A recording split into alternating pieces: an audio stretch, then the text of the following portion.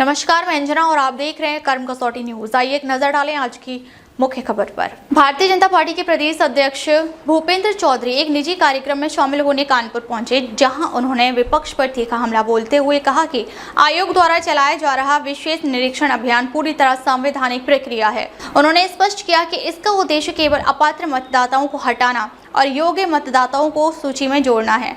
भूपेंद्र चौधरी ने कहा कि विपक्ष हमेशा नकारात्मक एजेंडा चलाने का आदी है और समाज में भ्रम फैलाकर अपनी राजनीति चमकाना चाहता है। उन्होंने कहा कि बिहार में भी ऐसा ही मुद्दा बनाने की कोशिश की गई, लेकिन अंतिम परिणाम ने सभी संदेह खत्म कर दिए।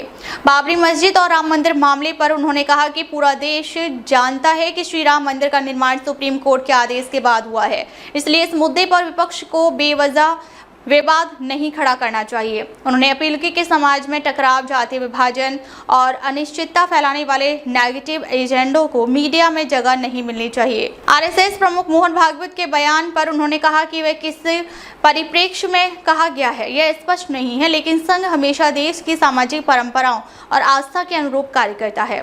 दिल्ली धमाके पर प्रतिक्रिया देते हुए प्रदेश अध्यक्ष ने कहा कि देश की एजेंसियां पूरी तरह सक्षम हैं। जो भी दोषी चिन्हित होंगे उनके खिलाफ विधि सम्मत कठोर कार्रवाई की जाएगी। ऐसी कार्रवाई जो भविष्य में नजीर बने। हमारे भारतीय जनता पार्टी के वरिष्ठ नेता श्री अरुण पाठक जी जो सदस्य विधान परिषद है, उनके भाई के आकस्मिक निधन के अवसर पर श्रद्धांजलि अर्पित करने के लिए हम सब आए थे। हम सब शोकाकुल हैं। हमारे परिवार में अपूर्णीय क्षति हुई है। हम ईश्वर से प्रार्थना करते हैं उन्हें अपने चरणों में स्थान दें और परिवार को असहनीय पीड़ा सहने की ताकत दें।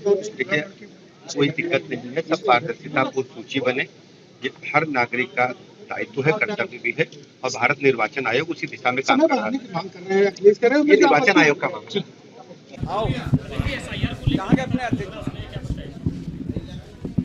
है। SIR एक संवैधानिक प्रक्रिया है और ये विशेष पुनरीक्षण अभियान है, तो केवल आयोग की मंशा जो अपात्र मतदाता हैं उन्हें मतदाता सूची से हटाने की है और जो योग्य मतदाता हैं, पात्र मतदाता हैं, उन्हें मतदाता सूची में सम्मिलित करने की। विपक्ष का नकारात्मक एजेंडा चलाने का उनका स्वभाव है और वो केवल एक समाज को गुमराह करके राजनीति आगे बढ़ाना चाहते हैं। आपने देखा होगा बिहार में किस प्रकार से उन्हें SIR के विषय को इतना मुद्दा बनाने की कोशिश की, लेकिन जब फाइनल ड्राफ्ट प्रकाशित हुआ तो किसी ने कोई उस पर आपत्ति नहीं की है। तो निश्चित रूप से अगर उन्हें लगता है इस प्रकार की बयानबाजी मीडिया में करके सनसनी पैदा करना और समाज में अनिश्चितता का माहौल बनाकर राजनीति करने का जो उनका एजेंडा है, वो मुझे लगे बिहार की जनता ने जिस प्रकार से नकारा है, देश की जनता भी नकार देगी। पश्चिम बंगाल में 6 दिसंबर को बरसी है उसको लेकर उन्होंने कहा है कि 6 तारीख से फिर से एक मस्जिद बनाना चालू करेंगे, ये बाबरी के नाम से। अब आप सब लोग जानते हैं कि देश में कानून का राज है। माननीय न्यायालय के सुप्रीम कोर्ट के आदेश पर अयोध्या में भगवान श्री राम के जन्म स्थान पर मंदिर का निर्माण हुआ है। ये जैसा मैंने कहा, अब नेगेटिव एजेंडा नहीं चलेगा।